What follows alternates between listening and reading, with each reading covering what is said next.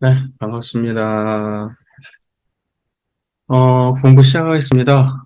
네, 대종경 교육품 37장 공부 시작하겠습니다. 본문이 좀 긴데요. 한번 읽어보겠습니다. 대종사 선언 해제식에서 대중에게 말씀하시기를 나는 선중 3개월 동안에 바람 불리는 법을 그대들에게 가르쳤노니 그대들은 바람의 뜻을 아는가? 무릇 천지에는 동남과 서북의 바람이 있고 세상에는 도덕과 법률의 바람이 있나니 도덕은 곧 동남풍이요 법률은 곧 서북풍이라.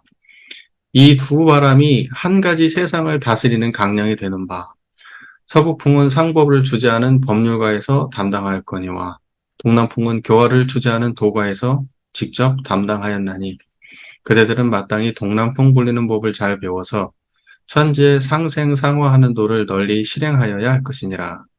그런즉 동남풍 불리는 법은 어떠한가? 이것은 예로부터 모든 부처님과 성자들의 교법이나 지금 우리의 교회가 다 그 바람을 불리는 법이요. 이 선기 중에 여러 가지 과정이 또한 그 법을 훈련시킨 것이니 그대들은 각자의 집에 돌아가 그 어떠한 바람을 불리겠는가. 엄동설 안의 모든 생령이 음울한 공기 속에서 가진 고통을 받다가 동남풍의 훈훈한 기운을 만나서 일제히 소생함과 같이 공포에 쌓인 생명이 안심을 얻고 원망에 쌓인 생명이 감사를 얻고 상극에 쌓인 생명이 상생을 얻고 죄고에 얽힌 생명이 해탈을 얻고 타락에 처한 생명이 갱생을 얻어서 가정사회 국가세계 어느 곳에든지 당하는 곳마다 화하게 된다면 그 얼마나 거룩하고 장한 일이겠는가. 이것이 곧 나의 가르치는 본이요 그대들이 행할 바 길이니라. 그러나 이러한 동남풍의 감화는 한갓 설교 언설만으로 주어지는 것이 아니요 먼저 그대들의 마음 가운데 깊이 이 동남풍이 마련되어서 심화기화하며 심화기화하며 실천궁행하는 데 이루어지나니 그대들은 이 선기 중에 배운 바 모든 교의를 더욱 연마하고 널리 활용하여 가는 곳마다 항상 동남풍의 주인공이 되라. 예, 이제 이 본문 말씀의 핵심은 이제 동남풍이죠. 동남풍의 핵심이에요.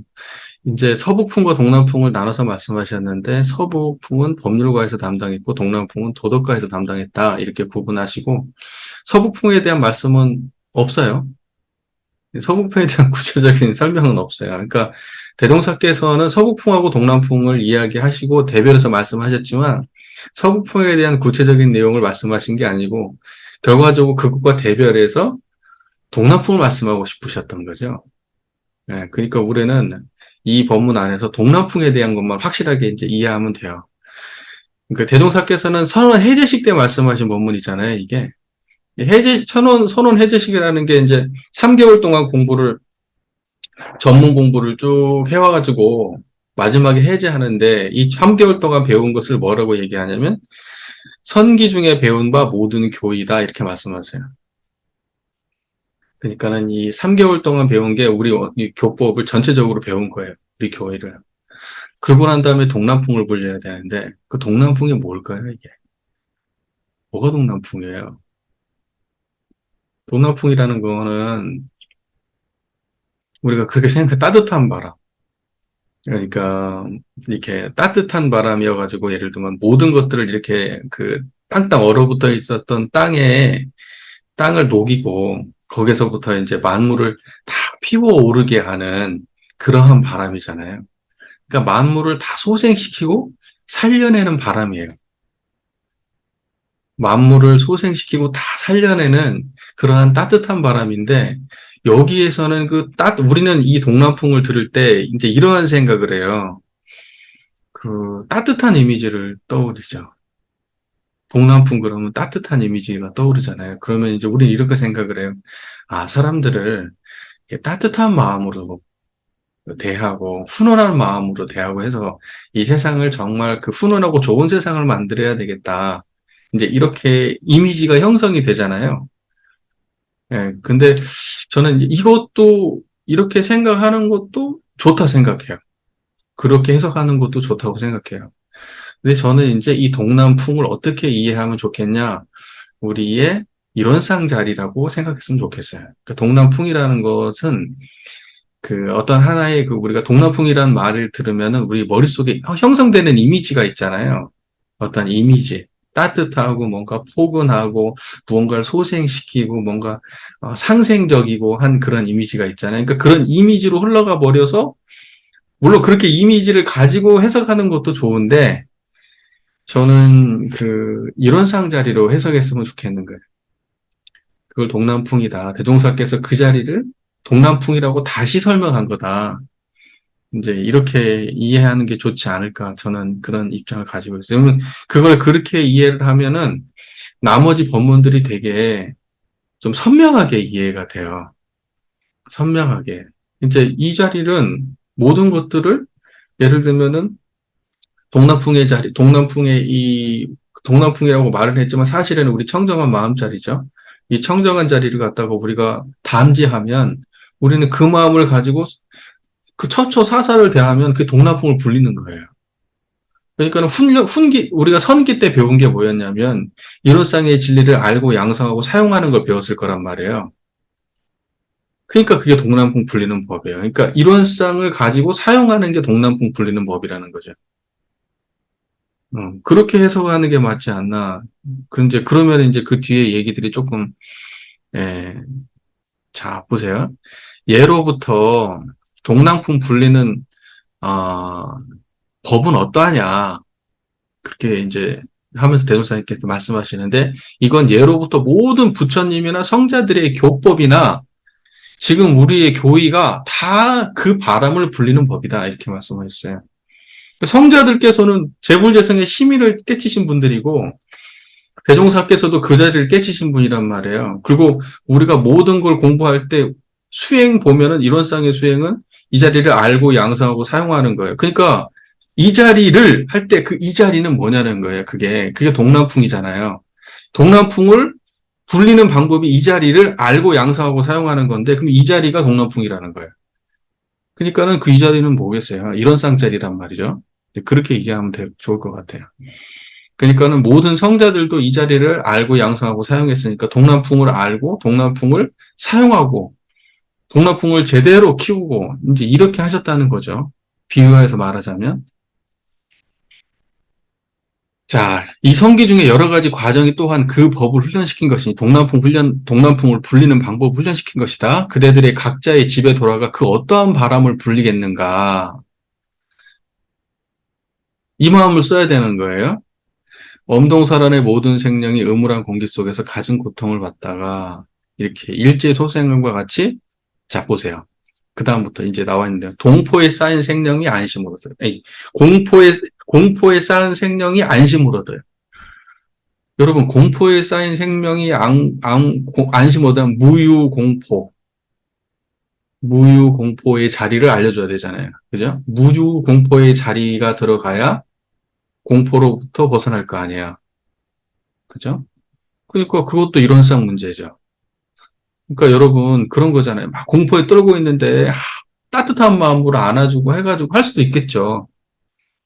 근데 근원적으로 해결해 줄 수는 없거든요. 그러니까 그 해석이 틀렸다는 건 아니에요. 그런 인과적 접근이 틀렸다 이렇게 말할 수는 없어요. 우리가 딱 이 문장을 봤을 때 드러나는 그 인과적 접근이잖아요. 예를 들면 내가 누군가한테 공포에 있는 사람을 따뜻하게 안아주고 따뜻한 마음으로 대화하고 하는 것도 좋은 거예요. 인과적 접근이죠. 그러니까 그게 틀렸다 이건 아닌데 그게 한계가 있다는 거예요. 그것만으로는 그러니까는 이 해석을 불생불멸적 차원에서 해석을 지금 덧붙이자는 의미예요. 제 이야기는 인과보험적 차원이 잘못됐다는 게 아니라 그거 갖고는 좀 부족하다. 그러니까 그 설명은 제가 굳이 할 필요가 없을 것 같고 여러분이 그냥 직관적으로 알 수 있잖아요. 우리가 어떻게 해야지 그러한 사람들을 어떤 마음으로 그 사람들을 대하 그 사람이 좋을지 인과적 차원에서는 다 알 수 있잖아요. 그래서 저는 여기서 불생불면적인 입장에서만 설명을 하는 거예요. 그러니까 동포에 쌓인 사람이 안심을 얻으려면 무유공포. 네, 그죠? 무유공포. 공포 없는 자리를 깨닫게 해줘야 되겠죠. 그러니까 내가 공포 없는 자리를 가지고 그 바람을 불려가지고 그 사람의 내면에 스며들어서 그 사람이 가지고 있는 공포심을 녹여내야 되겠죠. 바꿔내야 되겠죠. 그게 동방풍 불린다는 거죠. 그 다음에 원망에 쌓인 사람이 감사를 얻고 원망 없는 자리가 있단 말이에요. 그러니까는 뭐냐면 우리가 모든 은혜의 소종례를 발견하면 원망 없는 자리예요, 거기가. 그러니까는 원망 없는 자리에 들어가서 감사를 얻어야 되는데 그 근원적 감사죠, 그게. 근데 예를 들면은 내가 지금 그것을 갖다 인과적 방향으로 찔끔찔끔 틀어가지고 내가 지금 이 순간에는 감사할 수 있어. 근데 다음번엔 또 그래. 다음번엔 또 그래. 그러니까 근원적으로 해결이 안 돼요. 그러니까는 원래 원망이 공한 자리를 깨치게 해주는 거예요. 그죠? 그리고 상극에 쌓인 생명이 상생을 얻고 이 자리는 극이 없다 그러죠. 극 없는 것을 무극이라 그래요. 그러니까는 뭐냐면 이쪽 저쪽 테두리가 없어요. 음양 없는 땅 한 평이라고, 땅 한 조각이라고, 음양 없는 땅 한 조각이야, 여기는. 그러니까 이 음양 없는 땅 한 조각에 들어가야 상극에 쌓인 생명의 상생을 얻는 거예요.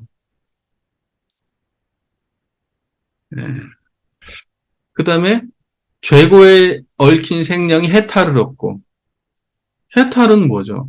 해탈, 풀해, 벗을 탈 그러잖아요. 뭔가 풀어 던지는 거죠. 해결했다 할 때 해탈이고, 그 다음에 탈 벗어났다. 그러니까 뭐 탈의 했다, 옷 벗은다 그러잖아요. 탈출했다. 감옥에서 벗어나는 거잖아요. 그러니까 해탈이라는 것은 뭔가 얽매이고 뭔가 구속된 것으로부터 나를 갖다가 그 해방시키는 게 해탈이거든요. 그러니까 해탈은 뭡니까? 이 해탈은 이 자리가 해탈이잖아요. 모든 생각으로부터 감정, 판단, 그리고 느낌으로부터 벗어난 자리예요. 거기에 물들질 않는다고 하잖아요. 그러니까 이 자리를 해탈이라고 말하거든요. 그러니까 이 자리를 확보했을 때가 해탈이죠. 네, 그렇게 해서 해탈을 얻고. 그래서 우리가 죄업이 돈공한 자리라고 얘기하잖아요. 네, 그러니까 죄고에 얽힌 사람이 해탈을 얻는 거예요. 청정한 이 일부생불매의 자를 얻었을 때. 그 다음에 타락에 처한 생명이 갱생을 얻어서, 여러분, 타락에 처한 생명을 구하러 누가 들어가요? 지옥 중생 구하러 지장보살이 들어갔단 말이에요. 대승불교에서 지장보살이 지옥 중생 구하러 들어가잖아요. 그러니까는 자기는 이 중생계를 벗어나서 열반과 해탈을 추구하지 않고 여기에 굉장히 파란 고해 속에 헤매는 사람들을 구제하기 위해서 이 세상에 남겠다는 거잖아요. 이게 보살의 정신인데 그걸 왜 그러겠어요? 거기 해탈이 다른 곳에 있지 않기 때문에 그래요. 중생이 고통스러운 그곳에 해탈이 있기 때문에 따로 여기를 벗어나서 해탈을 추구하지 않아요. 대승보살들은. 그러니까 여기서 중요한 건 뭐냐면 타락에 처한 생명이 갱생을 얻는다는 것은 내가 지금 여기 처해 있는데 우리 한 마음짜리가 청정해지면 지금 내 삶이 타락이라도 여기서부터 솟아날 구멍이 있어요. 그러나 내가 타락에 처했는데 그 타락의 인과관계만 계속 쫓아가다 보면 벗어날 일이 없어요. 타락은 타락을 낳고 또 타락은 타락을 낳고 하면서 계속해서 악해지겠죠. 그런데 그 모든 타락으로부터 자유로운 자리, 예, 죄복과 고락을 초월한 이 자리를 갖다가 내가 확보하게 되면 그 영향을 받게 되면 거기에서 다른 길을 찾을 수가 있게 되는 거죠. 그래서 가정, 사회, 국가, 세계 어느 곳에든지 당하는 곳마다 화하게 된다면 화한다. 그럴 때 화한다는 것은 뭔가 이렇게 하나가 되는 거잖아요. 화한다는 게. 그리고 뭔가 하나가 돼서 변화시키는 걸 화한다고 하거든요. 그러니까 화한다는 것은 뭐냐면은 이 청정한 이 자리를 가지고 개인, 가정, 사회, 국가, 세계를 변화시키는 거예요. 그러니까 세상에 그러한 마음자리가 그러니까 내가 그러한 마음을 가지고 세상을 대하면 세상에 유익이 되고 또 그 마음자리가 다른 사람들한테 불려져서 이 마음이 다른 사람들의 마음 속으로 스며들면 그 사람들의 마음이 변화가 돼서 거기가 이제 광대무량한 낙원이 되겠죠. 그러니까 동남풍을 불려서 세상을 바꾼다는 것은 결국 깨달음의 자리로 바꾼다는 거지. 우리가 선행만으로 바꾼다는 의미로 해석하면 조금 그 의미가 축소될 수 있다. 이렇게 볼 수 있는 거예요. 제가 볼 때는. 근데 우리가 너무 천편일률적으로 한쪽으로만 해석을 하는 것이 조금 저는 안타까운데, 불생불멸과 인과보응의 그 양면의 차원에서 항상 바라봤으면 좋겠다. 그러니까는 동남풍이 가진 이름을 딱 듣는 순간, 아, 이 따뜻하고 훈훈하고 좋은 바람, 그 이미지를 가지고, 아, 그런 마음을 써야 되겠다라고 그렇게 해석하는 것도 틀린 말은 아니지만, 근본적으로 이런 쌍의 입장에서 세상을 바꿔야 되겠다, 이렇게 바라보는 게 옳지 않나, 저는 생각합니다. 자, 이것이 곧 나의 가르치는 본이요. 그러니까 이런 쌍자리를 떠나서 대종사님의 본의가 있지 않아요.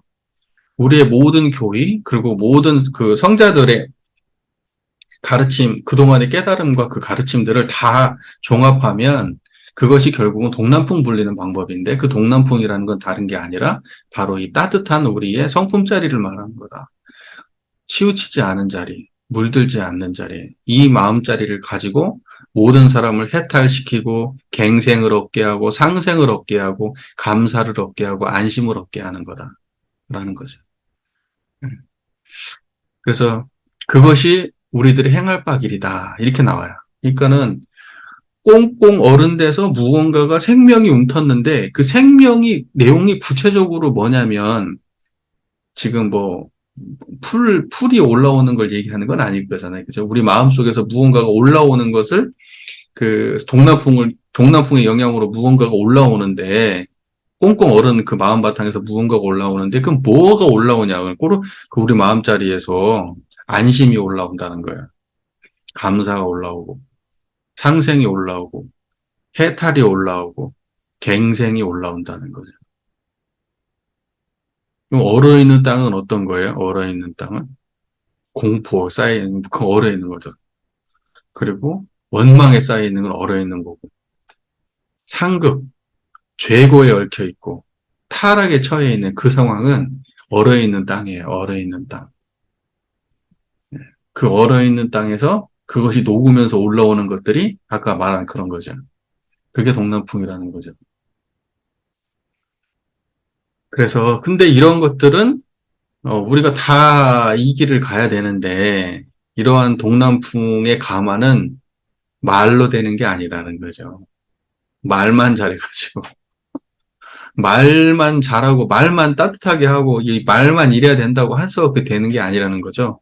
우리 애들 가운데에 먼저 그대들의 마음 가운데 깊이 동남풍이 마련돼요. 이렇게 돼 있잖아요. 그리고 여러분 우리가 그 깨달은 그 이론상 자리가 마련되어 있어야죠. 그 자리가 우리의 그 본성이 우리 스스로가 말로만 하는 게 아니고 내 스스로가 탄탄하게 갖춰져야 되겠죠.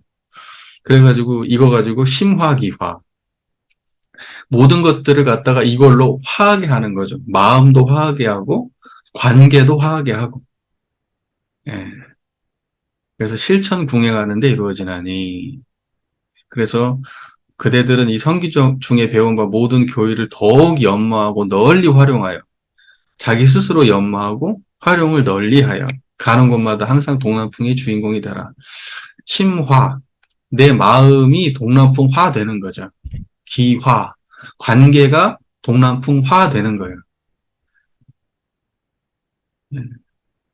그래서 실제로 내 마음자리가 청정하고 청정하면서 그치는 게 아니라 내가 이제 육군을 쓰는 게 기작용이잖아요. 마음 쓰고 감정 내고 뭐 이렇게 하는 게.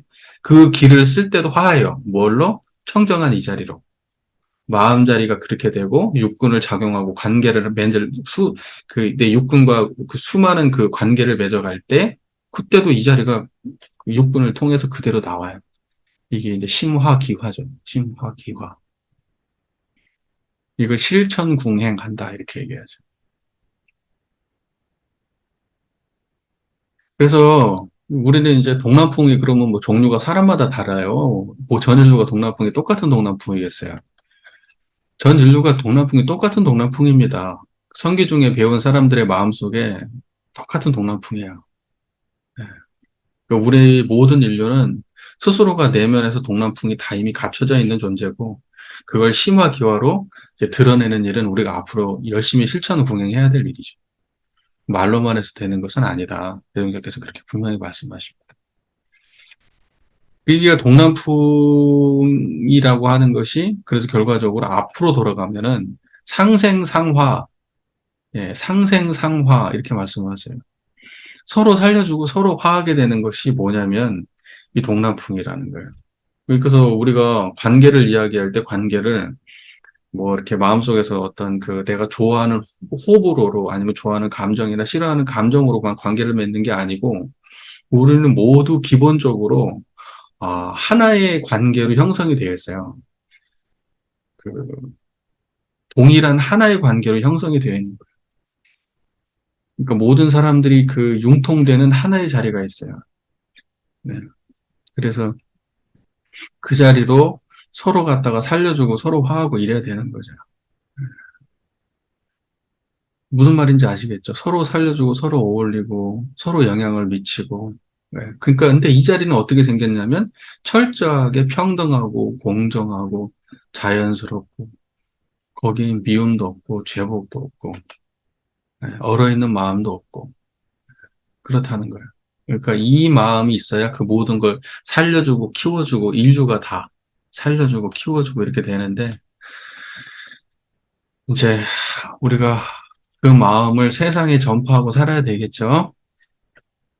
네. 그래서 깔끔하게 정리하면 동남풍은 이런 쌍자리. 그 중에서도 청정한 걸 중심으로 해석하는 안목이 필요하다. 이제 이렇게 말씀을 드리겠습니다. 인과적으로는 말할 필요가 없어요. 이미 다 잘 아시니까. 뭐 거의 99.99%의 분들이 다 그렇게 해석을 하실 거예요. 꼭 성품적으로는 해석을 잘 안 하세요. 우리는 지금 전체적으로. 그러니까는 그것은 제가 볼 때는 아주 근원을 못 건드리는 경우, 못 건드리게 되는 해석이라고 저는 봐요. 계속 그런 식으로 하면 대종사님 교법이 이제 쪼그라들 거예요. 자꾸 방법론에 떨어져요, 이제. 방법론에. 이런 방법을 해야 된다. 저 사람이 이렇게 할 때는 이렇게 해야지. 저 사람이 이렇게 할 때는 이렇게 하고, 이때는 이렇게 하고, 저 때는 저렇게 하고. 사람들 100명이면 100명, 1000명이면 1000명. 상황이 다르고 대상이 다르니까는 비방이 막 1000개, 100개, 10,000개겠죠. 근데 실제 동안풍은 그런 식으로 막 방법적으로 막 이렇게만, 그런 식으로만 해석해서는 안 된다는 거예요. 기본적으로 우리 마음 속에 그 마음가짐 자체가 청정하면 어떠한 대상도 거기에 화할 수 있다고 보는 거예요. 음, 그래서 여러분 그런 말 있잖아요. 진심은 통한다. 진심은 통한다. 그 진심은 뭐예요? 참된 마음이잖아요. 그 우리가 생각할 때는 저 사람의 그 행위와 마음이 일관된 어떤 이제 이게 진심이다 이렇게 볼 수 있잖아요. 나는 정말 네가 잘 되길 바래. 그게 진심이야. 이제 이렇게 얘기하잖아요. 그래서 저 사람이 정말 날 잘 되기를 바라는구나 하는 마음을 상대방이 갖게 되면 진심이 통한 거지. 그리고 내가 이제 그 마음을 놓치지 않아야 되겠죠. 근데 사람이라는 게 저 사람이 항상 잘 되기를 바람만 있는 것 아니야. 경우에 따라서는 미워하게 되고 싫어하게 되고 할 수도 있어요. 그러면 그것은 변하는 거지. 항상 일관된 건 아니거든. 그러니까는 우리가 누구를 대할 때 그러한 생멸심으로 대한다면 그건 변해요. 그러니까 그게 진심이 아니라니까. 진짜는 안 변하는 거지. 안 변하는 걸 우리가 안 변하는 걸 진심이라고 얘기하잖아요. 그러니까는 그때 안 변하는 건 어떤 거겠냐고. 불생물멸한 자리. 그러니까 이 진심으로 대하면 어디든지 화하게 돼요. 내가 사심으로 저 사람을 대하지 않잖아. 내가 저 사람의 이익을 탐하려고 하거나 저 사람한테 막 무언가를 막 내가 취하려고 한다거나 이런 마음이 없어. 내가 사실 이래. 내가 너 진짜 잘 되길 바래. 근데 그 마음도 따지고 보면 뭐가 있는 거예요. 생멸심은요, 항상 뒤에 뭐가 있어요. 근데 그 생멸심은 아무리 내가 좋게 얘기해도 그 좋았던 게 조금 어긋나면 정말 안 좋아져. 그래서 생멸심은 항상 뒤가 구린 거예요. 그러니까는 나도 사랑해 해도 걔 사랑을 못 믿겠어. 너의 사랑을 나는 믿을 수가 없어. 왜? 너는 평소에 그런 식으로 살지 않았잖아, 인생을. 근데 나를 사랑한다는 게 그것이 영원할 거라고 다 어떻게 믿어? 그리고 그게 순수할 거라고 어떻게 믿어? 지금 걔가 그런다 하더라도 변한다니까. 그러니까 우리는 모든 사람한테 신뢰를 주거나 모든 사람한테 안정을 주고 내가 저 사람을 특별히 보고 싶은 것도 아니지만 봤을 때도 편함없고 안 봐도 괜찮은 사람이 되는 게 내가 보기에 제일 좋다고 봐.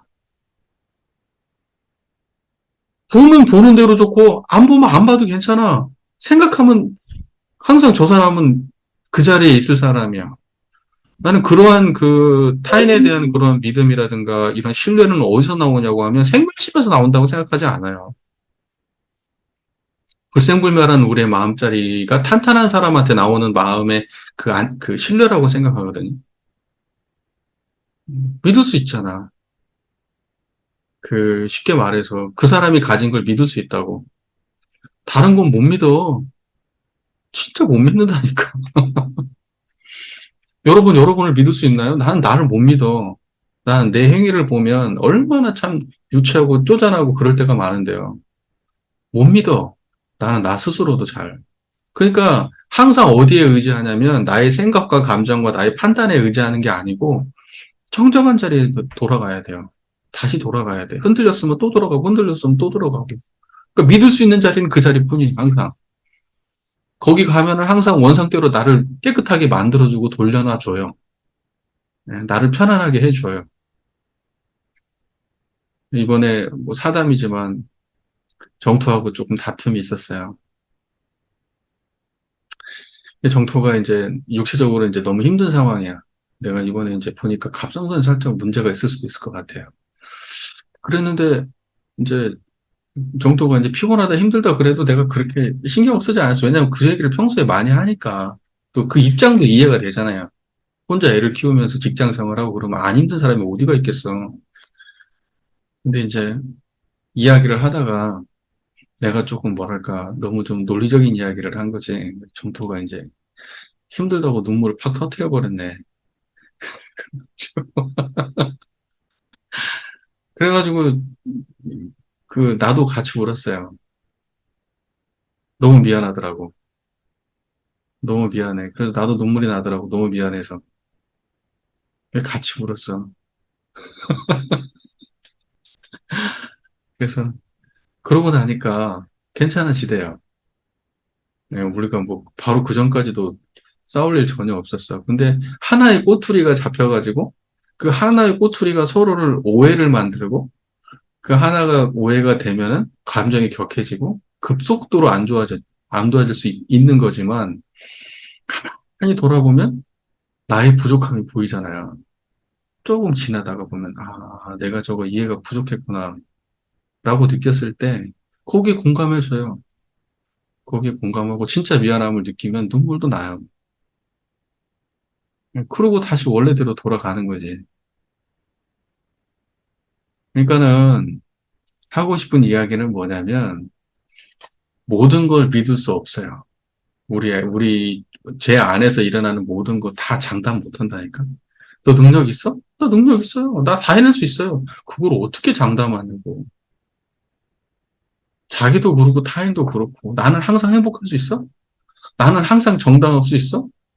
나는 제 스스로 얼마나 많은 타협을 하면서 하는데요. 이렇게 하면 안 된다고 생각하는데 생각해보면 꼭 그런 것만도 아닌 거야. 그러니까 애매하게 그 정의라는 게 걸쳐 있어요. 이렇게 해야 될지 이렇게 해야 될지 정확하게 가리가 안 나는 거예요. 이것도 옳은 일 같고 이것도 옳은 일 같아. 확실히 뭐 아닌 일은 깔끔해요. 확실히 아닌 일은. 근데 애매한 거 있어. 이렇게 생각하면 이거고 이렇게 생각하면 이건데 그게 한 끗 차이야. 그럴 때 내가 얼마나 부족함을 느끼는데. 거기에서 갈팡질팡하다가 누군가가 피해자가 나온다니까? 피해자가 나와요. 나는 둘 다 옳다고 생각하고 갈팡질팡하는 동안에 누군가는 피해자가 나와. 근데 나는 왜 내가 갈팡질팡하는가 내 스스로를 생각해 보니까 나는 뜻을 정하지 않아서 그렇더라고. 뜻을 정하지 않아서. 이게 옳아. 이게 옳아. 라고 확실하게 한쪽으로 뜻을 세우질 않아. 나는 왜 뜻을 세우지 않냐면 이것도 상관없고 이것도 상관없거든, 나한테는. 근데 이쪽에 기대어 있는 사람은 이게 절대적이고 이쪽에 기대어 있는 사람은 이게 절대적이야. 그래서 내가 이것도 옳고 이것도 옳다고 그러면 한쪽은 상처를 받게 된다고. 그러니까 그게 내 본의 아니게 그렇게 되더라고요. 그래서 내가 그렇게 뭐랄까 어, 판단을 내려야 할 자리에서 깔끔한 판단을 내리지 못할 때 굉장히 단순하게 풀 고리가 복잡해진다라는 것을 많이 느껴요. 그게 내 지혜의 한계지. 12위의 판단의 한계라고. 정의구리 판단의 한계고. 하여튼, 그래요. 그러니까는 갈 길이 참 멀어요, 우리가. 예, 갈 길이 멀고, 우리가 또 세상에 우리가 한쪽이 옳다고 생각하지만 절대적으로 그런 건 세상에 없는 건 분명해. 내 고집이 그걸 그렇게 믿고 있는 것 뿐이지 세상에 그런 건 없어요. 그래서 한 사람도 미워하지 않는 것이 정말 중요한데 우리는 참 특히 저는 이제 개성이 강한 사람이라 한쪽을 선이다 또 한쪽을 불이다 이렇게 해가지고 딱 갈라놓는 그런 버릇이 있어요. 그게 제가 저 스스로를 명료하게 해주거든요. 근데 그렇게 갈라놓고 생각해 보면은 또 나중에 보면 아니네 그러고 또 다시 또 정리하고 아니네 그러고 정리하고 하지 혼돈스럽게 놔두고 이도 저도 아니긴 태도로 있는 걸 저는 별로 안 좋아하더라고요. 제가 보니까. 그러니까 일단 가리를 일단 딱 내고 봐요. 그러고 났으면 나중에 수정을 해. 수정을 안 간다고 하면 심각한 문제인데 그래도 저는 그 정도까지는 아니야. 수정을 하려고 노력해요. 내가 100% 맞다고 생각도 안 해. 고집이 셀 뿐이지. 중요한 건 어떠한 세상의 시비애와 정의의 불의와 그 다음에 감정의 기복과 뭐 여러 가지의 상태가 널려져 있어도 핵심은 그 모든 것을 드러내는 자리가 핵심이에요. 여기에 기대야 돼요. 그래야지 드러난 자리도 정리할 수 있고 판단할 수 있고 어떻게 다르게 생각해 볼 수 있는 그런 마음의 그 공간이 생겨요. 이게 확보가 안 되면 이게 움직일 수가 없어. 여기 앞에 퍼즐이 움직일 수가 없다고. 왜, 요렇게 보면은 숫자가 10개가 있어갖고 하나가 비었잖아요, 옆에가. 그래갖고 이렇게 틱틱틱틱 옮겨가지고 숫자 맞추는 거 알아요? 이렇게 막 얽혀있는 퍼즐이 있어. 이렇게 얍입해가지고 네모난 칸 움직이는 거 있잖아, 이렇게. 그래가지고 1번, 2번, 3번, 4번 맞추잖아. 근데 거기가 하나가 비어 있으니까 이걸 움직이면서 맞추거든. 근데 1, 2, 3, 1, 2, 3, 4, 5, 6, 7, 8, 9, 뭐 해가지고 그 밑에가 구멍이 비어 있는 게 없다고 생각을 해봐요. 꽉 차 있다고 생각해봐, 무언가로. 안 움직여. 딱 고정돼가지고 안 움직인다고. 근데 비어 있어야 돼. 그게 많이 비어 있으면 쉽게 옮기고, 꽉 차 있으면 하나도 못 옮겨요. 그거 많이 느껴요. 정말 많이 느껴요. 네. 우리 아까 교무님하고도 이야기하면서도 내가 또 자각을 했어요. 아, 내가 고집이 세구나. 고집이 세구나. 내가 옳다고 생각하는 거에 대한 고집이 세구나. 그러면서 그 순간에 내려놓으려고 나름대로 노력을 해보지. 그래도 미숙해. 항상 미숙해. 그러니까 여러분들도 아마 살면서 이제 여러 가지 경험들이 많이 있겠지만, 그래도 우리를 성장시키는 것은 내가 미숙하다라고 하는 자각인 것 같아요. 열심히 주장도 하고, 옳다고 하는 생각도 하고 하지만, 그게 100% 옳다라고 100% 확신하지 말자. 나 틀릴 수 있다. 언제든지. 그리고 이거보다 훨씬 좋은 의견이 세상에 있을 수 있다. 그것을 갖다가 항상 그 마음속에 공간으로 남겨둬야 된다. 그게 꽉 차 있으면은, 그러면 정말, 그런 사람은 정말로 어디 가서 높은 자리에 올라가면 안 돼요. 그냥 뭐 시키는 거나 한다고 몰라도 높은 자리에 올라가는 사람이, 공간이 없는 사람이 높은 자리에 올라간다? 자기 스스로를 성찰할 수 없는 사람이 높은 자리에 올라간다? 그러면 그 집단 망해요. 완전히 망하는 거예요. 100가지의 의견을 다 들을 수 있는 사람이어야만 돼. 1000가지 의견이라도 다 들을 수 있는 사람이어야만 돼. 근데 자기가 경험한 한 가지, 두 가지 안에서만 생각할 수 있다면 집단 망하는 거지. 집단 망하는 거예요. 그러니까 여러분들도 이제 어딘가에 집단에서 결정을 해야 될 그 입장에 처하시는 그런 경우가 많으실 거잖아요. 저도 그렇고. 이제 앞으로 나이가 뭐더 먹어가면 더 그러겠고, 사람을 더 많아지면 더 그럴 텐데, 그때마다 정말로 공간이 더 커져야 돼요. 나이 먹을수록. 그러니까 수행하지 않으면은 힘들어요. 나이 먹을수록 더 힘들어요. 왜? 경험이 고착되거든요. 자기 해본 게 맞거든? 자기 경험이 맞거든? 자기 생각이 맞거든? 그리고 그렇게 해서도 지금까지 아무 문제 없었거든? 그러니까 그 정도 하는 거야.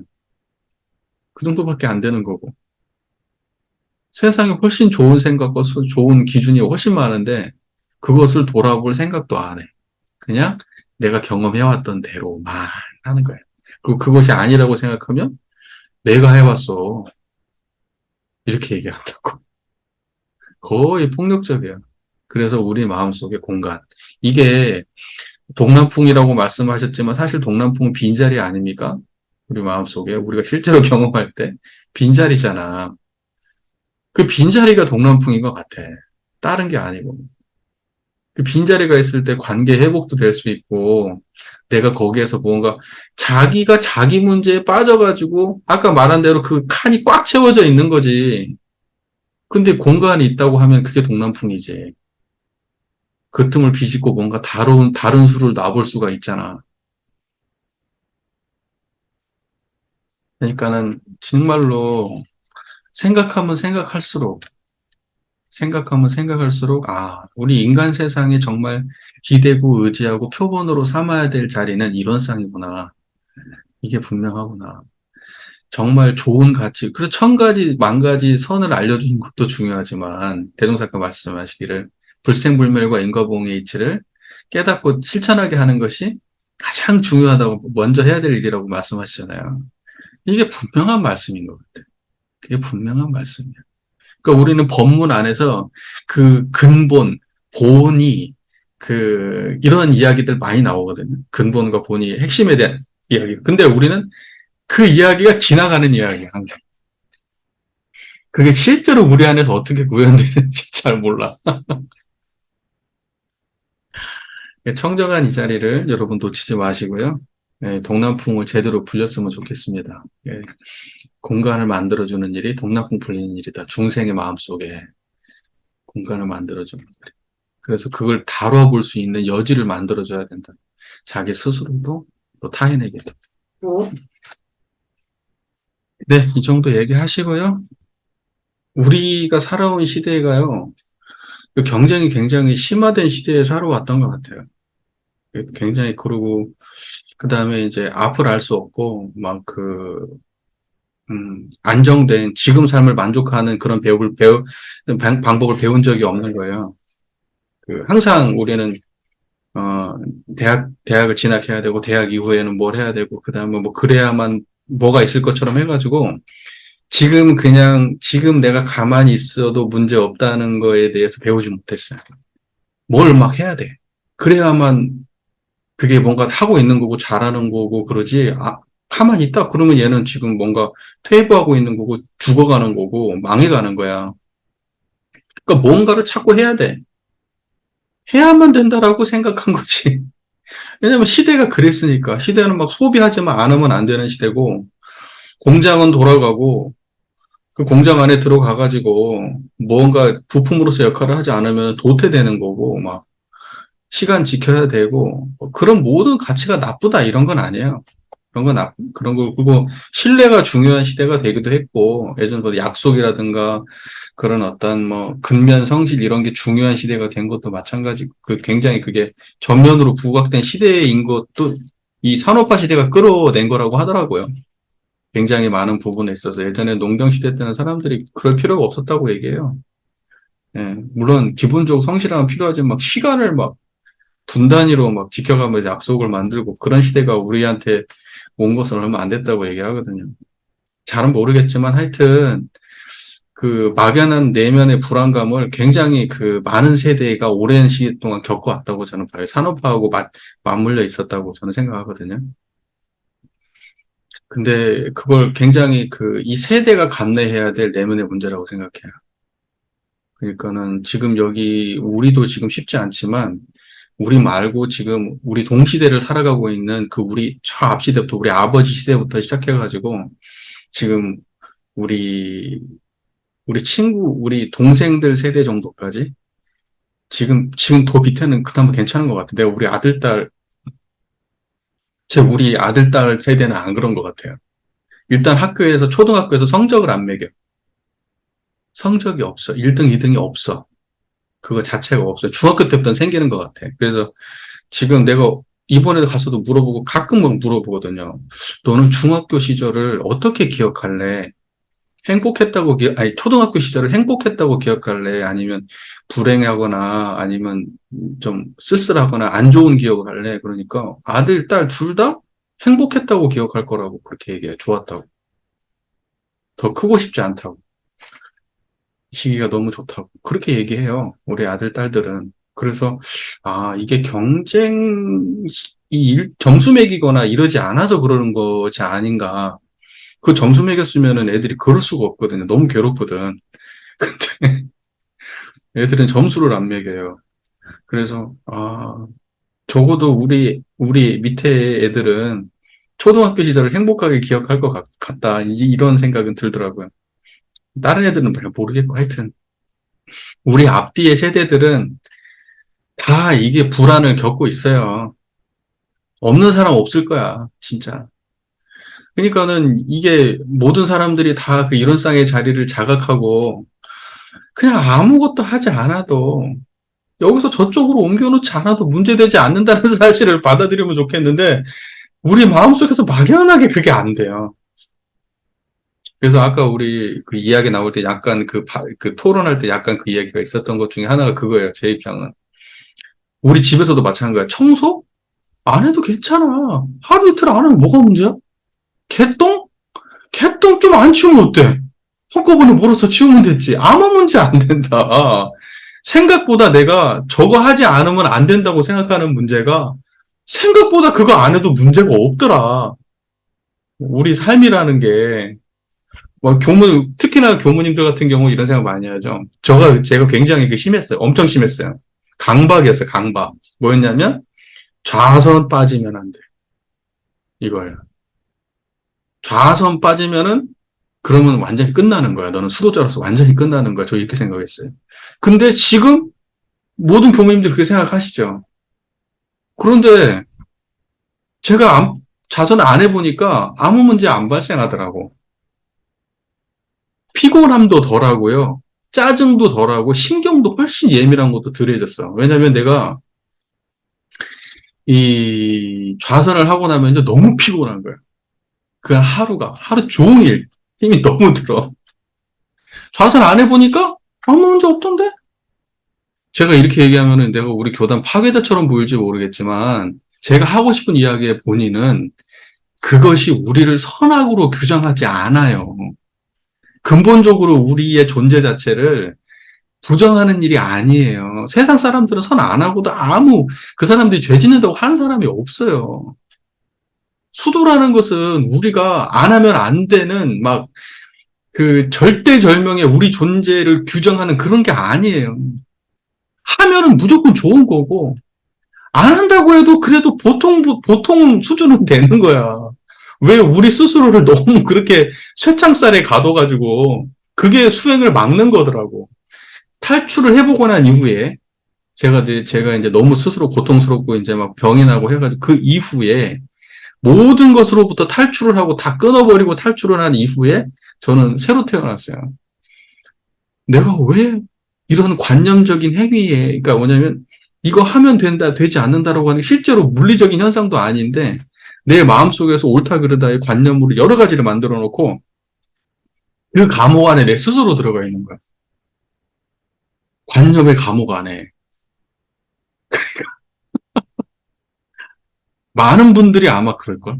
일 안 하고는 자기 존재가 내가 퇴임하고 나신 분들이 힘들잖아요. 빨리 가시는 분도 있고 막 그래요. 갑자기 늙어버려, 퇴임하면. 자기가 그동안에 놀아본 적이 없는데, 일만 하고 살았는데, 갑자기 퇴임을 하고 나니까, 자기 존재가 이제, 우울증 찾아오고, 막 이렇게 되는 거예요. 엄마도 그렇잖아요. 엄마도 엄마로서 자기가 어떤 걸 해야 된다라는 자기 이미지의 틀을 가지고 살아. 그러다가 애가 독립을 해서 나갔네? 그러고 나니까 공허함이 자기가 뭘 해야 되지? 하는 공허함이 확 찾아오는 거예요. 남편도 그렇고 부인도 그렇고.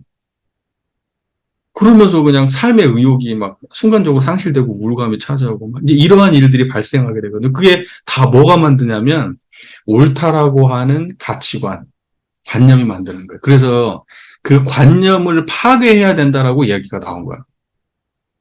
그게. 그래서 그게 세상의 화두였어. 그런데 그 관념이 가장 근원적 관념, 죄의식의 관념이 뭐냐면 종교가 만들어낸 관념들이에요. 그러다 보니까 사실은 뭐냐면 종교가 만들어낸 관념을 그 관념으로 인간의 선악을 규정하고 하는 것들을 그걸 폭력이라고 규정하기 시작한 거예요. 그래서 관념을 폭력이라고 규정하기 시작한 거예요. 옳다라고 하는 거, 선하다고 하는 거, 가치관 무슨, 사회주의가 뭐고, 자본주의가 뭐고, 공산주의가 뭐고, 뭐 이런 게 뭐길래 그거 갖고 사람까지 죽이고 난리치냐고. 그게 뭐라고. 그러니까는 그 인간의 그 신념 체계라고 하는 그 관념이라는 게 세상의 폭력은 그게 만들어. 이데올로기가. 근데 그게 실제하는 것으로 우리가 받아들인다고. 그게 관념론이에요. 관념이 실제한다라고. 갑자기 뭐 이런 얘기가 흘러가게 됐지만 하고 싶은 이야기의 본질은 뭐냐면 우리가 그 모든 생각과 관념 옳다, 뭐 그르다 여기로부터 벗어나지 못한다고 하면 우리는 아직도 근대 인간이에요. 근대 인간. 중세에 살고 있는 거고. 앞으로 미래적 인간은 여기서 벗어나야 돼요. 이런 관념의 틀에서. 저거 안 하면 안 될 것 같지만 그게 관념일 수 있어. 그냥 생각일 뿐일 수 있다고. 우리가 지금 그 분별성과 주착심이라고 얘기하는 거죠. 쉽게 말해서 우리 원불교적으로 표현하면 분별성과 주착심에 사로잡혀 있는 판단이 있는지 생각해 봐야 돼, 우리 스스로. 이제 거기에 사로잡혀 있으면 시비이해가 바른 판단이 안 돼요. 예전에는 그것으로도 됐던 시절이 있었지만 이제는 그 어떠한 특정한 관념에 사로잡혀서 실제를 파악하지 못하게 되면요. 한순간에 망할 수 있는 시대예요. 그러니까 이게 더 중요한 시대가 되었어. 관념을 파괴할 수 있는가 없는가.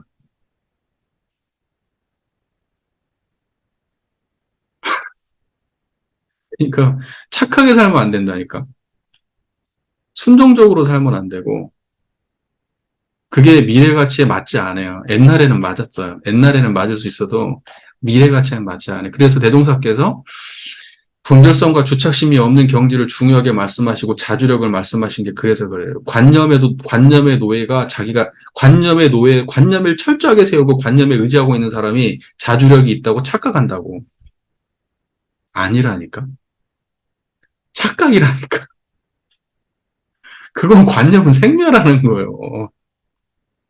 근데 예를 들면 원불교는 이러이러한 거야라고 하는 걸 철저하게 해가지고 해서 절대 벗어나지 않는 게 원불교 수도인이고 이것이 원불교인의 모습이야라고 해가지고 그걸 딱 세운다고.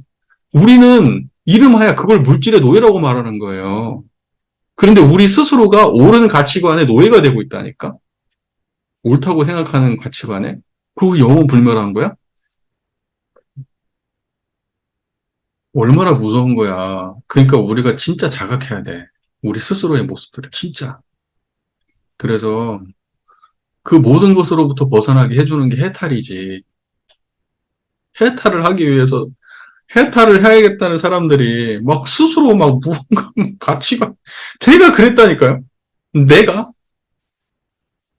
그걸 벗어 던지는 게 쉬운 일이 아니었어. 나는 진짜 선지상주의자였거든. 선지상주의자. 저랑 같은 세대 살아봐서 알 거 아니에요. 난 선지상주의자였어. 선하지 않는 애들은 쟤는 수행자가 아니야. 막 이렇게 생각을 했다니까. 근데 그게 뭐 선이라는 게 앉아가지고 버티는 게 선이었어? 그게 아니었던 거야. 내 마음으로 들어가가지고 그 생명 없는 자리를 관하는 게 선이었는데 생명 없는 자리를 관하는 건 앉아있는 거하고 아무 관계가 없었던 거야. 나중에 보니까. 흉내만 내고 있었던 거야. 그리고 그 흉내가 실제라고 붙잡았던 거야. 아, 그러고 난 다음에 대종사님의 교법이 이해가 되기 시작한 거라니까. 무지선법도 이해가 되고. 나는 좌선을 거치지 않은 무시성법 안 되는 줄 알았어. 그게 단계가 있어가지고. 좌선을 잘해야 무시선이 되는 줄 알았어요. 그러지, 어떻게 정시선도 안 되면서 무슨 동시선을 해. 말도 안 되는 소리 하고 있네. 막 이렇게 생각했거든요. 걷지도 못하는 애가 뛴다고? 그게 말이 돼? 아니었던 거야. 그거 두 개는 표리적 관계였던 거야. 필요에 의해서 외경이 많을 때, 외경이 덜할 때, 내 필요에 의해서 하는 거지. 그것이 경지가 달랐던 건 아니었던 거예요. 경지는 같았던 거야. 경지는. 그러니까 무시선이 추구하는 경지와 좌선이 추구하는 경지와 연불이 추구하는 경지가 같았던 거지. 다른 게 아니었던 거야. 제 이야기의 본질은, 이야기하거나 핵심은 뭐냐면, 우리가 대부분이 관념의 도예요. 생각보다 아무 일 안 일어나는 일에 너무 그거 그렇게 하면 문제될 것 같이 집착한다니까. 그런 일 많아요. 그리고 이제 본질이 아닌 일에 집착을 하게 되면 망해요. 계속해서 망해요. 뭔가 집착된 거가 있으면 망하게 돼 있어요. 그 우를 타야 돼요. 그러니까 여러분들도 스스로 한번 면밀하게 스스로 잘 점검해서 내가 어디에 집착해 있는지, 이거 아니면 죽을 것 같다고 생각하지만 진짜 그렇게 될지, 그거 알 수 없는 일이지. 알 수 없는 일이에요.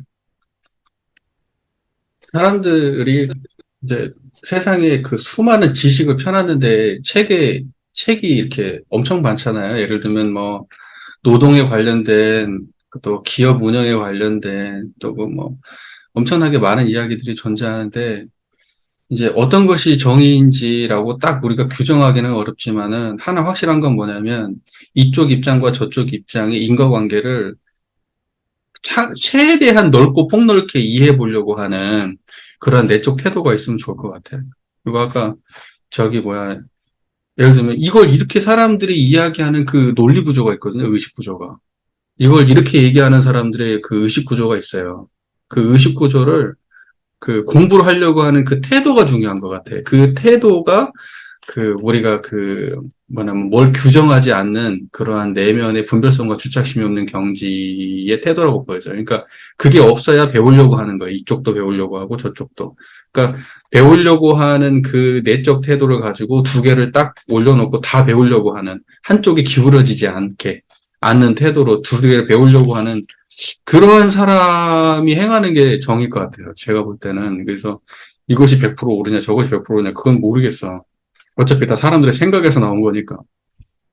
그러나 자리이타, 최대한 많은 사람들이 또 이 사회가 지속 가능하게, 모두가 함께 발전 가능하게 하는 길이 무엇인지, 그건 이제 머리를 맞대고 이제 고민을 많이 해봐야 되겠죠. 그 태도가 중요하다고 보는 거지. 그 태도가 지혜고. 지금 당장 얼마만큼 이거에 대한 생각 이거에 대한 생각 이만큼 아냐 모르냐 이게 지혜가 아니고, 이 두 가지를 갖다가 내 마음속에서 다 수용해서 공부해 보려고 하는 그 태도가 중요하다는 거죠. 우리는 또 그게 없잖아. 한쪽에 서버리면 일단 한쪽은 불이거든. 이쪽에 서면 이쪽이 불이고, 이쪽에 서면 이쪽이 불이고. 저도 좀 그런 경향이 강한데, 그건 저 스스로도 경계하고 살아요. 계속해서. 쉽지는 않은데, 또 다시 돌아오고, 또 다시 돌아오고 하면서 저 스스로도 경계하면서 사는 부분이. 그리고 아까 뭐, 약자 그 얘기 하셨잖아요. 근데 저 진짜 느껴요. 세상에 정말 우리가 약자라고 생각하는 사람들이 선한 건 아니에요. 예. 사기꾼들도 약자고요. 살인자들도 약자예요. 다. 그러니까 우리가 사회가 기본적으로 성숙한 사회로 간다고 하는 것은 그 사람들도 다 안을 수 있는 정도 수준의 품이 있어야지 그게 이제 성숙한 사회를 가는 거거든요. 뭐 예를 들면 뭐 난민이 얼마 들어왔는데 막 우리나라에서 원천 봉사하고 난리치고 그랬고, 메르켈은 뭐 10만을 받았다고 하는데, 그러니까는 뭐냐면 그게 사람들이 그 인류에 대한 뭐 사람들, 내가 조금 불편하고 나에게 조금 손해 보더라도 사람들을 갖다가 인류애적인 관점에서 이렇게 볼 수 있나, 우리가. 이제 그런 큰 마음이 필요하겠지. 그리고 약자는요, 선할 수 있어요. 아니, 악할 수 있어요. 예. 맞아요. 그리고 또 강자라고 해도 악한 거 아니야. 강자가 얼마나 훌륭한 사람들이 많은데. 이 재력 있고, 뭐, 예를 들면, 박씨, 이런 사람들 중에 훌륭한 사람 얼마나 많은데요. 예, 정말로. 그러니까, 그건 또 정말 아닌 것 같아. 그러나 하나 확실한 건 뭐냐면, 이 세상이 강자, 약자가 서로 진화하는 세상으로 발전해야 된다는 건 대종사님께서 분명히 말씀해 주셨고, 그 길은 맞는 것 같아. 서로 진화하는 길을 어떻게 찾을 거냐. 우리 지혜를 통해서. 그래서 모두가 자리이타로 강자도 진화하고 약자도 진화하는 길을 어떻게 찾을 거냐. 할 일이 많고 지혜는 부족하고. 네. 그러니까 뭐냐면 분별지는 분별지대로, 무분별지는 무분별지대로 둘 다 양성하는 거죠. 그러니까 또 대동사께서 시대를 따라 학업을 준비해서 모든 학문을 준비할 것이요 이렇게 말씀하셨거든요. 그것은 배움에 대해서 굉장히 긍정하는 말씀이거든요. 근데 우리가 동양에서 전통적으로 그 육아 사상에서 배움이라고 하는 거 이거 아시죠, 여러분? 그 학이 시습지면 불영여로와 배우고 때때로 익히니 좋지 아니하냐. 예, 근데 누가 배우고 익히는 걸 좋아해? 전부 다 너무 괴로운 일이지. 근데 공자는요, 배우고 익히는 것만큼 좋은 게 없다, 그게. 배우고 익히는 것만큼 세상에 좋은 게 없다. 그렇게 말했거든요. 근데 우리는 너무 어렸을 때부터 그것이 그 어떤 특정한 어떤 산업사회, 산업에서 어떤 그 뭐냐면 그 돈 버는 기계? 어떤 산업사회 어떤 부품으로 성장하기 위해서 아주 그냥 죽어라고 그냥 아주 그냥 뭐 외우고 뭐 하고 이런 식으로 공부했는데 예전에는 그런 식으로 안 했어요. 네, 그런 식으로 안 했습니다. 여러 가지 소양을 다 담아가지고 했어요. 네, 그래서 그때 예전에 아마 육예라고 해가지고 뭐 이런 거 있어요. 글쓰기도 있고, 글쓰기라고 하는 것은 뭐 철학 공부, 글 공부 전반을 얘기하는 거예요. 그건 하나의 부분이에요. 하나의 부분이에요. 그 다음에 예절 배우는 거 있어요. 그 다음에 활쏘기 같은 것도 있고, 그렇게 해가지고 한 6개 정도가 돼요. 예, 그런 거 말타기도 있어요. 해가지고 그런 걸 배우는데, 그렇게 전인격적으로 그렇게 공부를 하는 거예요. 그러니까 배우는 게 그니까. 근데 지금은 그냥 아주 그냥 막 뭐 전문화 해가지고 일정 부분의 지식에만 또 경쟁해가지고 막 몇 점 차이로 이러고 그러고 있잖아요. 거기에 빠진 게 얼마나 많습니까, 실제로. 그 공부 말고 그 나머지 그 인간으로서의 그 인간 관계를, 얘라는 건 인간관계 배우는 거거든요. 네. 우리 철학 안 배우잖아요. 이런 거 안 배우잖아요. 그 다음에 생활에 대해서 안 배우잖아요. 야, 공부하지 마. 손에 물 묻히지 마. 너 어차피 돈 벌면 사람 써서 하면 돼. 생활에 대해서 우리가 뭘 빨래한다거나 청소를 한다거나 자기 삶에 기본적으로 자기 몸을 관리하고 하는 거에 대해서도 할 필요가 없는 거야. 예, 그러니까는 이것은 인격의 전반을 다루는 게 아니고 아주 그냥 일부 지식이라고 하는 그냥 아주 그 암기라고 하는 그것만 다루고 있단 말이에요, 그게. 심각하죠. 그게 지금 이 동양 문화를 다 휘어잡았어요. 중국, 일본, 한국. 우리 공자 선생님으로 인해서. 공자 선생님이 그 최초로 그 사교육을 하신 분이잖아요. 여러분, 과거에는요, 귀족들만 공부해요. 귀족들만. 사람 불러가지고. 그러지, 이렇게, 그, 일반인들을 대상으로 사교육을 하고 이런 게 없어요. 근데 공자 선생님은 사람들이 뭐 이렇게 생선 쪼가리 들고 오고 뭐 이러면요, 다 제자로 받아요. 그리고 그 사람들 공부시켰어요. 네. 그러니까 최초로 사교육 학원 차린 분이야, 공자님이. 근데 그 전통이 나중에 과거 시험 같은 거 만들고요. 옛날에 과거 해가지고, 여러분 관직은 누가 차지했어요, 예전에? 관직은 예전에는 귀족들끼리 하는 거예요. 보통 일반적으로. 그러지 과거 시험 해가지고 실력으로 뽑고 이러지 않았어. 예, 그런데 그 동양에서는 그 중국부터 시작해서 그게 그러니까는 일반 사람들이 중인들 계급들이 공자는 중인이었거든요. 중인. 그러니까 귀족도 아니고 하층민도 아니에요. 그러니까 이 사람은 공부를 열심히 하면은 위로 올라갈 수 있는 거예요. 그러니까 그 문호가 열려 있었던 거예요. 그게. 근데 이게 동아시아 문화 전반에 걸쳐서 그러한 기반이 돼 있다 보니까 지금 입시 문제나 이런 것들이 전부 다 그런 거예요. 이 입신양명을 목표로 하는 거. 공부를 통하면은 내 인생을 확 다른 인생으로 만들 수 있는 거야. 공부만 잘하면. 그러니까 그냥 모두 다 공부에 미쳐가지고. 그러니까는 공자가 얘기했던 그 호학이 아니야, 이제. 그 호학의 시대는 끝나버린 거야, 완전히 지금은. 그러니까 공부가 재밌어지는 그 공부를 갖다 재밌게 하고 배움을 즐거워하고 하는 사람이 그 생각하는 그 공부라는 게 얼마나 그게. 예. 그래서 저는 뭐 지금 아까 뭐 얘기하다가 자꾸 뭐 공부로 또 했지만 우리가 공부한다는 것은 정말로 그렇게 정말로 그 세상의 변화에 대해서 지금 새로운 과학에 대해서 그러니까 과학이라는 건 지식체계 일반이라고 얘기했잖아요. 그러니까 새로운 물질 문명과 새로운 과학에 대해서 끊임없이 마음이 열려 있어야 돼요.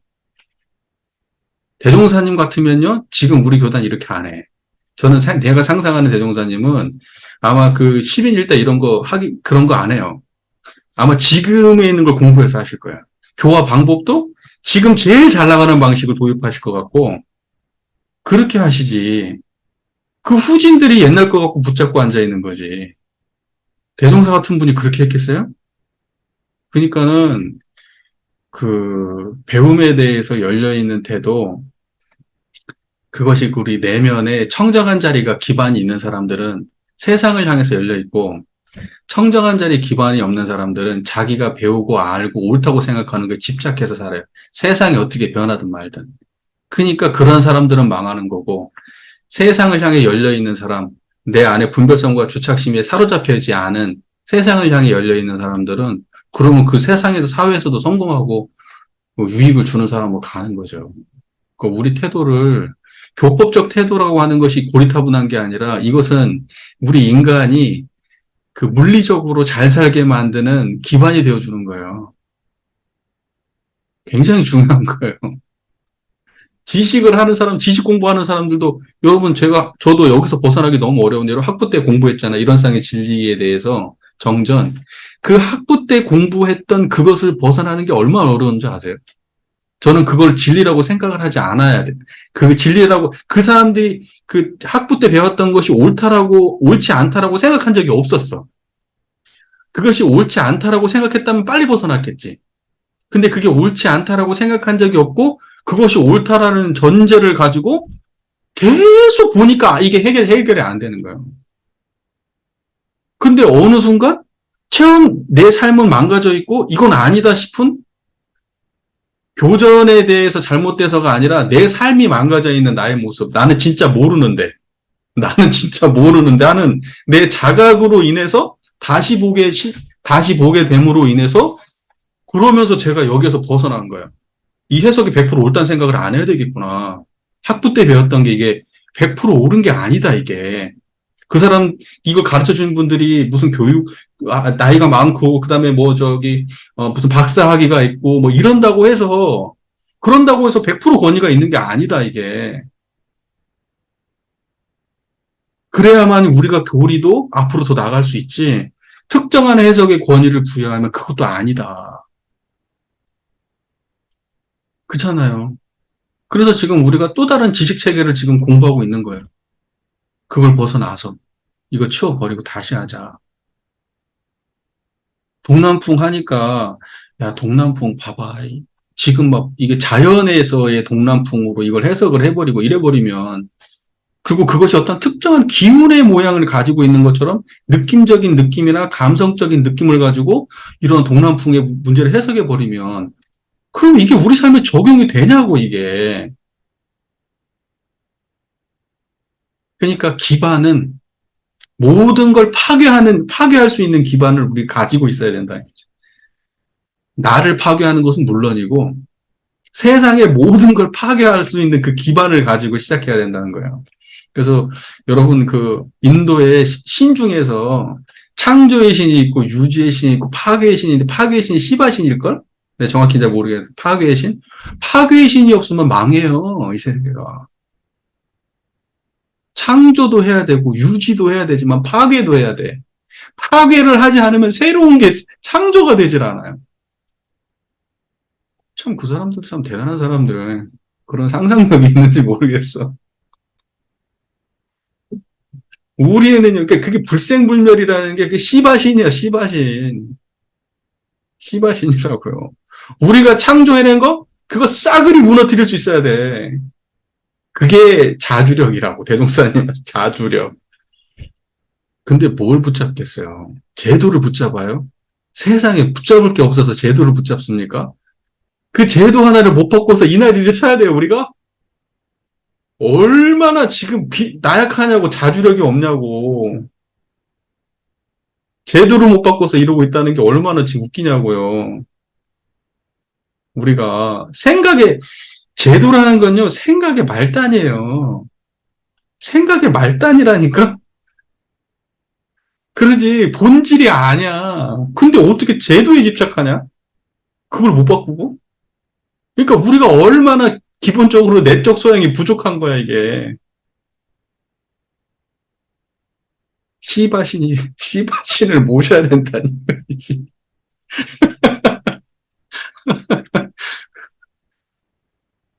그래요. 그래서 하여튼 앞으로 생멸하는 모든 물질계가 바르게 태동하고 바르게 유지되고 또 그걸 바르게 정립하려면 역시 우리 안에 파괴적인 모든 걸 파괴시킬 수 있는 그런 기반이 탄탄해야 돼요. 원점으로 돌릴 수 있는 그런 기반이 있어야 된다고. 모든 걸. 기본적으로 이제 우리가 해야 될 일은 여러 가지가 있는데 일단은 당장 힘든 사람들을 구제해주는 일을 해야 되는 것 같아요. 그 다음에 그 이후에는 더 좋은 걸 줘야죠. 제가 예전에 한번 예를 들었던 적이 있는 거예요. 곱하경 예를 한번 들은 적이 있었죠. 아니었나? 불타는 집이 있어요. 불타는 집이 있는데 그 새 아이가 놀고 있어요. 새 아이가 놀고 있어요. 불타는 집에 새 아이가. 그래서 불타는 집에서 그 새 아이를 꺼내려고 하니까 걔네들을 꼬셔야 되잖아요. 그러니까는 아름다운 마차 3개를 준비해가지고 야 여기 마차가 있다. 이거 여기 이 마차 너희 하나씩 줄게. 나와. 그러니까 애들이 거기에 빠져갖고 놀고 있다가 그 마차를 보고 뛰쳐나왔어요. 자기는 어디서부터 구출되는지도 몰라. 다만 그 마차를 주니까 좋아서 뛰쳐나왔거든. 일단은 살려는 나왔어. 그러면 거기가 끝이냐는 거예요. 아니, 진짜 정말 보석으로 장식된 진짜 큰 마차가 있는데 그게 일불승이라는 거예요. 일불승. 그러니까 뭐냐면 모든 중생들의 방편이 있어요. 중생을 구제하기 위해서. 힘든 사람한테는 배고픈 사람한테는 먹을 걸 주고 또 몸이 아픈 사람한테는 병을 고쳐주고 지혜가 부족한 사람한테 지혜를 알려주고 뭔가 해가지고 또 괴로운 게 있으면 또 그때그때 처방을 통해서 그 사람을 도움을 줄 수 있어요. 그럼 그게 우리가 해야 될 끝이냐는 거예요. 불법이 해야 될 끝이냐. 그러니까 거기가 끝이 아니라는 거예요. 거기는 우리가 그 사람들을 불타는 집에서 꺼내기 위한 방편으로 쓰지만 그 수많은 그 사람들이 꺼내는 방편은 결론이 아니에요. 모든 그 방편의 결론은 일불승에 도달하는 거예요. 다시 말해서 이론상의 자리를 자각하게 해서 그 이론상의 자리에 의지해서 살게 만들어주는 것. 모두를 불보살로 인도하게 하는 것. 성문영각 보살이라고 하는 수많은 방편들이 존재하는데 그 모든 방편은 결국 일불승으로 가기 위한 하나의 징검다리에 불과한 것. 해야죠. 그러한 일들을. 그러한 일들을 해야죠. 하지만 그게 과정이라는 걸 인식해야 되는데 우리는 자칫 잘못하면 종교의 목적, 종교의 불법의 존재 이유를 사람들을 물리적인 곳에서 구해내는 것만으로 생각할 수가 있어요.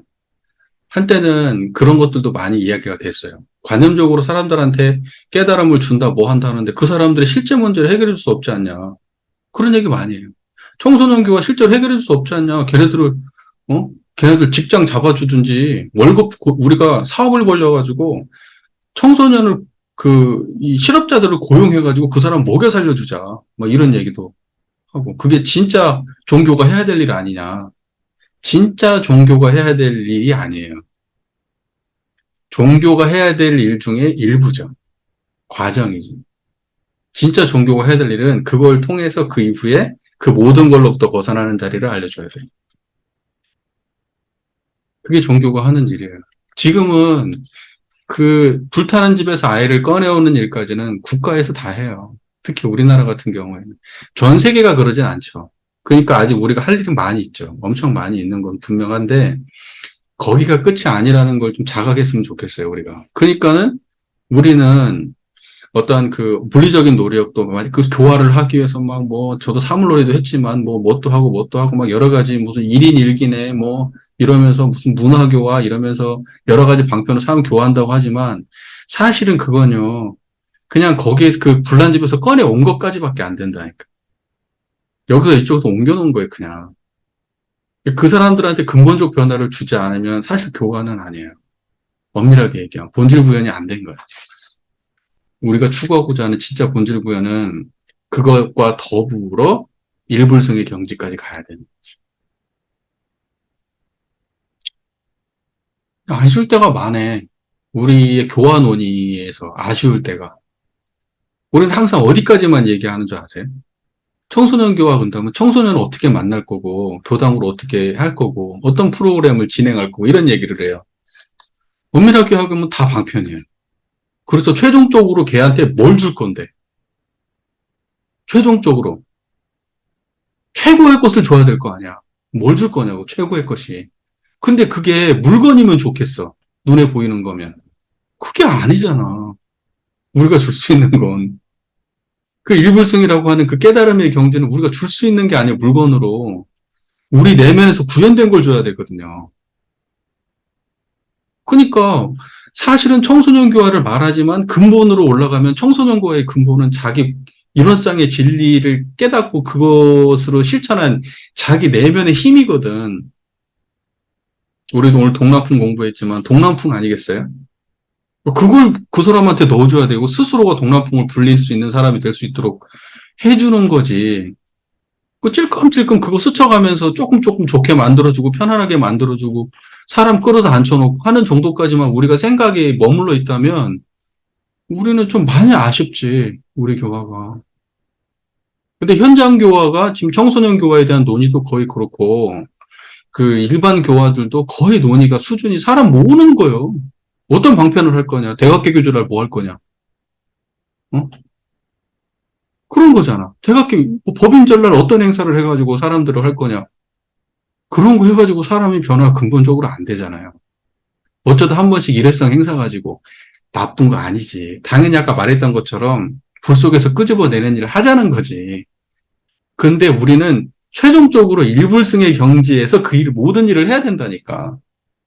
그러니까 이전제가 없는 모든 일은 어찌 보면 그냥 우리 존재의 근본적 이유를 달성할 수 없는 그러한 거예요. 전제가 분명하지 않은. 그 종지를 바르게 세우지 않고 우리가 지금까지 계속 교화했어요. 그건 인정해야 돼. 그런 걸 빨리 인정해야 돼, 우리가. 근데 인정을 안 해. 그게 왜 인정을 안 하는 모습 어떻게 할 수 있느냐. 그런 얘기 하면은, 야, 깨달은 사람들 많아. 이렇게 얘기해. 야, 안 보이는 데서 깨달은 사람, 저기 뭐야, 안 숨은 도인이 얼마나 많은데. 네가 몰라서 그렇지. 너 혼자만 깨달았어? 이렇게 얘기한다니까. 할 말이 없지, 그러니까. 그렇게 말만 꺼냈다면, 결과는 어떻게 올라가냐면, 내가 내 잘난 체 하는 걸로 끝나니까. 항상 모든 이야기가. 우리가 깨달음에 대해서 논의해야 됩니다. 우리가 진짜 우리 수행에 대해서 얘기해야 되고, 일원상에 대해서 해야 됩니다. 그러면, 야, 다 해! 이렇게 얘기하거든. 할 말이 없는 거지. 다 하는데 나 혼자 안 한다고 생각하고 있으니까, 그럼 그건 네 생각이고, 너 혼자 그렇게 생각하는 거 아니냐. 이렇게 얘기하니까, 그게 참 힘들더만. 그게, 이걸 하면서. 그래서요, 우리가 최종적으로 어디까지 가야 되는지를 목적하고 교화해야 된다. 사람 대할 때도 그 방편도 다 쓰고, 감정적 방편, 지혜적 방편, 경험적 방편, 물리적 방편, 행위적 방편 다 필요한데, 그것은 방편이에요. 그거 놓치면 안 됩니다. 그래서 우리는 모든 논의에 항상 전제해야 돼. 근데 이게 빠져 있으면 그러면 그거 알맥이 없는 논이에요. 제가 볼 때. 무가치한 건 아니지만.